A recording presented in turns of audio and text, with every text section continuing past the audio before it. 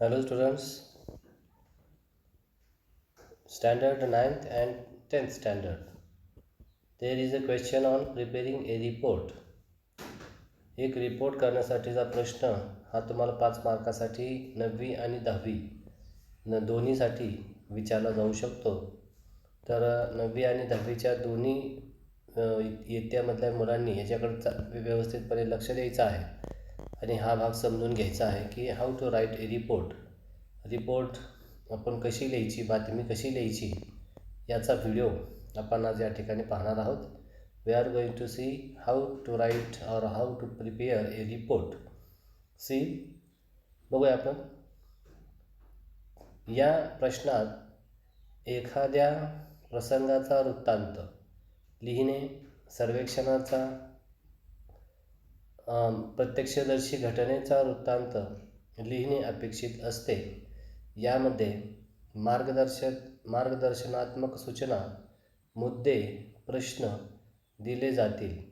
वृत्तांताची औपचारिकता असावी. वृत्तांताला शीर्षक देणे आवश्यक असते.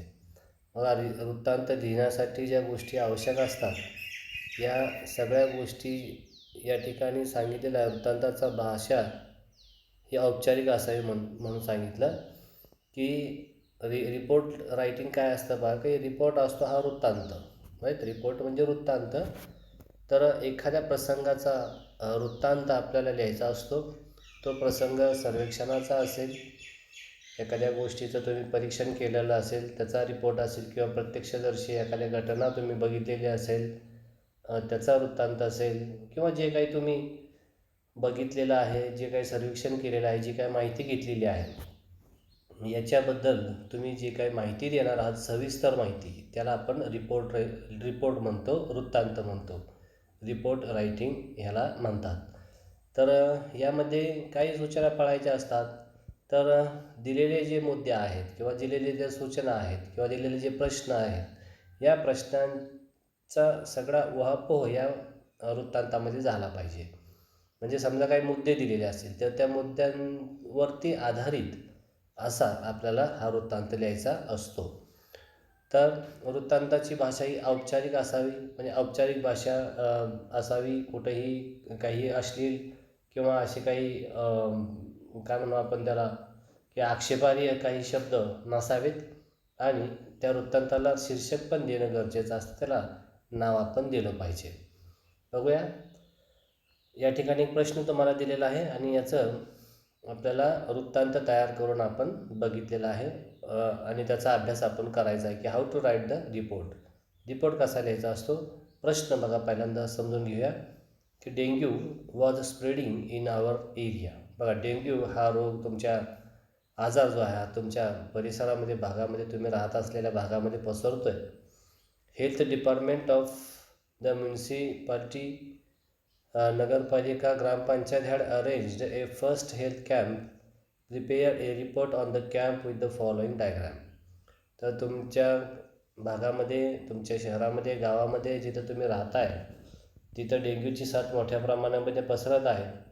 आणि आरोग्य विभाग जे आहे तुमच्या ग्रामपंचायत लेवलवरती असेल, किंवा नगरपालिका लेवलवरती असेल, किंवा महानगरपालिका लेवलवरती असेल, तर त्यांनी एक कार्यक्रम आयोजित केलेला आहे की फ्री हेल्थ कॅम्प म्हणजे की मोफत तपासणी तुमची त्या ठिकाणी आयोजित केलेली आहे. म्हणजे बऱ्याच वेळा असं होतं की जे काही गरीब लोक असतील किंवा दारिद्र्यरेखालची लोक असतील, त्यांना रोगाचं निदान लवकर होत नसतं, किंवा तेवढं पैसे त्यांच्याकडं नसतात. त्याच्यामुळं ग्रामपंचायत, नगरपालिका, म्युन्सिपाल्टी अशा ठिकाणी फ्री हेल्थ कॅम्प ठेवते की जेणेकरून तुम्हाला विनामूल्य सेवा देता येईल. तर अशा प्रकारे पंचायत समितीनं किंवा ग्रामपंचायतनं, नगरपालिकेनं तुमच्यासाठी फ्री हेल्थ कॅम्प ठेवलेला आहे. मोफत आरोग्य तपासणी ठेवलेली आहे.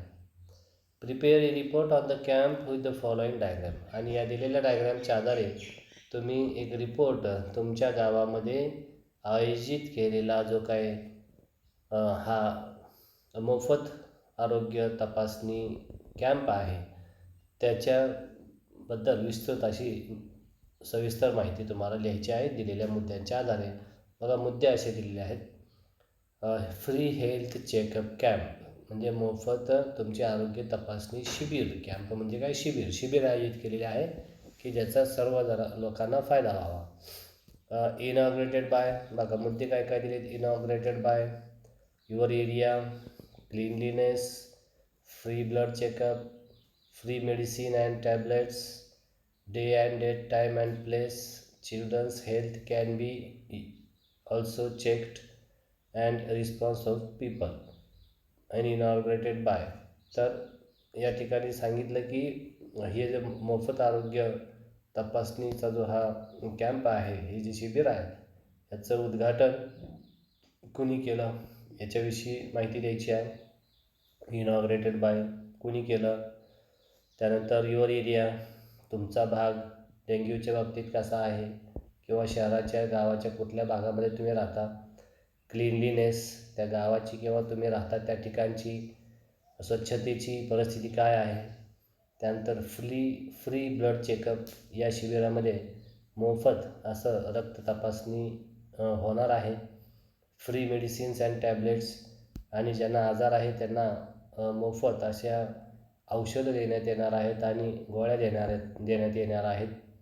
Date and time and place, आता बघा की शिबिर आयोजित केलेलं आहे, पण कोणत्या दिवशी आयोजित केलेलं आहे, त्याची तारीख काय आहे, कोणत्या वेळेमध्ये ते आयोजित केलेलं आहे आणि कुठल्या ठिकाणी ते शिबिर आयोजित करण्यात आलेलं होतं, हेही आपल्याला या ठिकाणी सांगायचं आहे. त्यानंतर children's health can be also checked, लहान मुलांची सुद्धा या ठिकाणी तपासणी केली जाणार आहे किंवा गेलेली होती. आणि रिस्पॉन्स ऑफ पीपल, आणि लोकांचा प्रतिसाद ह्या शिबिराला कसा काय मिळाला, लोक भरपूर प्रमाणामध्ये आले किंवा आले नाहीत किंवा कोणीच तपासणी केली नाही, असा हा रिपोर्ट आपल्याला या ठिकाणी द्यायचा आहे. तर मुद्द्यांच्या आधारे आपल्याला या ठिकाणी सांगितलं की माहिती द्यायची असते. आता एक उदाहरण म्हणून आपण या ठिकाणी लिहून दिलेलं आहे की कशा प्रकारे ही रिपोर्ट लिहायची असते. बघा, प्रिपेरिंग ए रिपोर्ट. आता सांगितलं की जो भाग ज्या विषयावरती तुम्ही लिहिता त्याला एक नाव द्या. मग आता इथं आपण दिलं की free health checkup camp in Nagpada.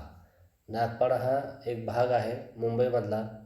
तर तुम्ही ज्या ठिकाणी राहता त्या ठिकाणचं नाव या ठिकाणी देऊ शकता आणि अशा प्रकारचं एक शीर्षक पण तुम्ही द्यावं की फ्री हेल्थ चेकअप कॅम्प, म्हणजे मोफत आरोग्य तपासणी शिबिर जे नागपाडामध्ये घेतलं गेलं त्याच्याविषयीची माहिती या ठिकाणी दिलेली आहे. म्हणजे आता हे बघा, जेव्हा आपण रिपोर्ट लिहित असतो, एखाद्या घटनेबद्दल लिहित असतो, तेव्हा ती घटना घडून गेलेली असते आणि त्याचा रिपोर्ट आपण देत असतो, त्याची माहिती आपण देत असतो. म्हणजेच काय की भूतकाळामध्ये सगळी वाक्ये आपल्याला लिहायला लागतात. हे सगळं होऊन गेलं किंवा हे सगळं झालं असं दाखवण्यासाठी आपल्याला हा जो रिपोर्ट आहे हा भूतकाळामध्ये लिहायला लागतो. हे महत्त्वाचं आहे. You have to use past tense for this report writing. बघा, दिनांक 7, आता ही काल्पनिक तारीख असते, तुम्ही काही लिहू शकता. पुढची तारीख नको, मागची तारीख पाहिजे. April 7, Niketan hall, Nagpada. बघा, आता ह्या एवढ्यावरून तुमच्या लक्षात काय आलं की नागपाडामध्ये 7 एप्रिलला निकेतन हॉल जो आहे या ठिकाणी हे शिबिर पार पडलं. लक्षात येते.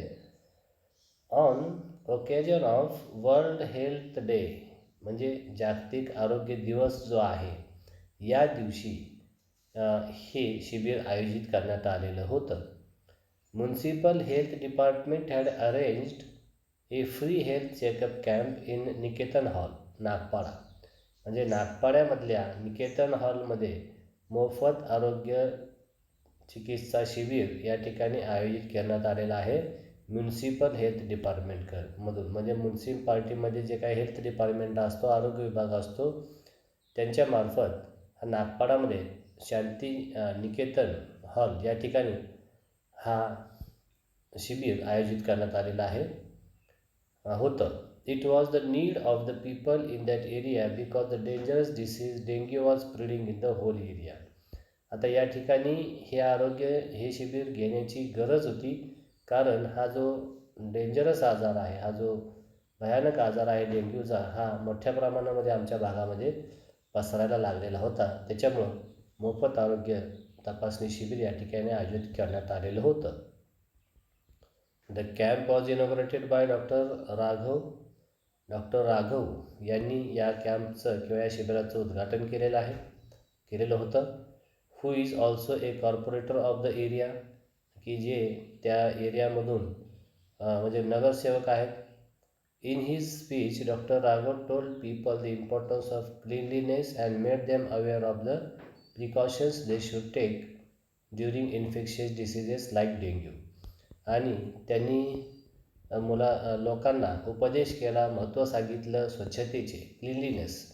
त्यांनी लोकांना स्वच्छतेचे महत्त्व सांगितले आणि त्यांच्यामध्ये जागरूकता निर्माण केली आणि काळजी घेण्यासाठी सांगितली की हा रोग जो आहे हा इन्फेक्शियस आहे, म्हणजे ज्याला काय म्हणतो आपण, प्रसार त्याचा लवकर होतो, संसर्गजन्य रोग हा आहे आणि म्हणून सर्व जणांनी याची काळजी घेतली पाहिजे, असं त्यांनी आपल्या उद्घाटनाच्या भाषणामध्ये सांगितलेलं आहे. बघा, पॅराग्राफ पाडून लिहायचं परत. आता पॅराग्राफ समासा लगत पाडलं तरी हल्ली चालतं. अशी काही म्हणजे काही भाग आपण पूर्वी सोडायचो पॅराग्राफ लिहिण्यासाठी, तर तसं सोडण्याची आवश्यकता आता नाही.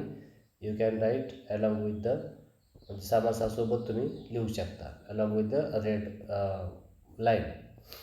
People enthusiastically attended the health checkup camp and cooperated with the doctors, nurses and the volunteers. बघा, people enthusiastically attended the health checkup. Enthusiastically आनंदानं उत्साहानं लोक त्याच्यामध्ये सहभागी झालेले होते. And cooperated with the doctors, आणि डॉक्टर्सशी त्यांनी सहकार्य केलेलं आहे. नर्सेस अँड व्हॉलंटियर्स, नर्सेसलाही त्यांनी सहकार्य केलं. आणि त्या ठिकाणी जे काही व्हॉलंटियर्स असतात, आता व्हॉलंटियर्स म्हणजे काही विनामोबदला हे लोक काम करत असतात, म्हणजे त्याला समाजसेवक म्हणून असेही लोक त्या ठिकाणी काम करत होते. Doctor and nurses well busy through out, दिवसभर डॉक्टर आणि नर्सेस आपापल्या कामामध्ये व्यस्त होते.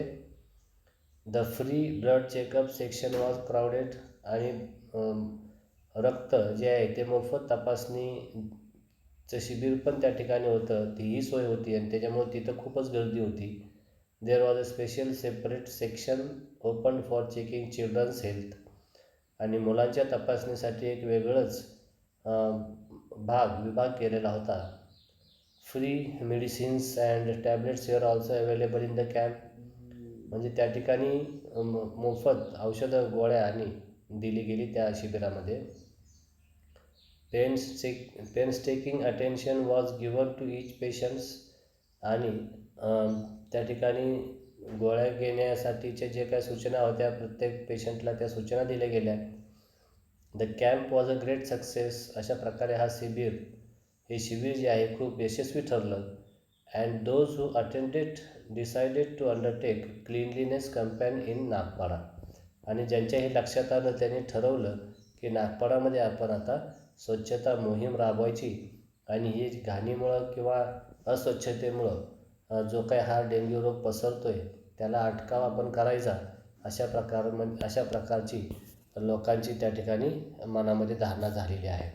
तर या ठिकाणी आपण बघितलं की प्रश्न कसा असतो रिपोर्ट रायटिंगचा, आणि त्याचं उत्तर आपण कसं द्यायचं असतं, तर हे आपण नोट्समध्ये पण दिलेलं आहे. जे नोट्स तुम्हाला दिलेल्या होत्या याच्यामध्येही हा भाग आपण दिलेला आहे. तर असा एखादा विषय घेऊन, तुमच्या आवडीचा एखादा विषय घेऊन अशा प्रकारे तुम्ही ही रिपोर्ट तयार करावी. दुसरा एखादा विषय घेऊन तुम्ही रिपोर्ट तयार करण्याचा प्रयत्न करा. मुद्देसुद्धा तुम्ही स्वतःच काढायचे आणि त्या मुद्द्यांच्या आधारे तुम्ही हा रिपोर्ट जो आहे हा लिहिण्याचा प्रयत्न करायचा आहे. तर या व्हिडिओमध्ये आपण इथेच थांबूयात. धन्यवाद.